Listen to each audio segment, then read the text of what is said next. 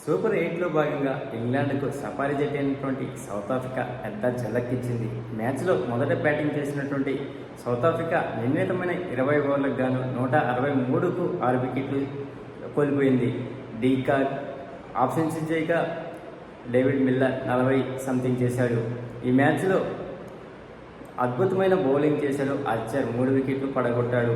తర్వాత 164 లక్ష్యంతో దిగినటువంటి ఇంగ్లాండ్ ఆదిలోనే చాలా కష్టాలు ఎదుర్కొంది. 84కు ఒక దశలో 4 వికెట్లు కోల్పోయి గెలుస్తుందా అనిపించే టైంలో బ్రూక్ అద్భుతమైన పోరాటం చేశాడు. లివింగ్స్టన్ కూడా తనకు సపోర్ట్ చేశాడు. ఇలాంటి టైంలో ఈజీగా గెలుస్తుందన్న ఇంగ్లాండ్కు చివర్లో సౌత్ ఆఫ్రికా బౌలర్లు కట్టుదిట్టమైన బౌలింగ్ వేశారు. చివరగా 7 పరుగుల తేడాతో సౌత్ ఆఫ్రికా ఘన విజయం సాధించింది. హాఫ్ సెంచరీ చేసినటువంటి డీకాక్కు మ్యాచ్ అవార్డు లభించింది. ప్లీజ్ ఫ్రెండ్స్, లైక్ చెప్తే లైక్ చేయండి. కొత్తగా వచ్చిన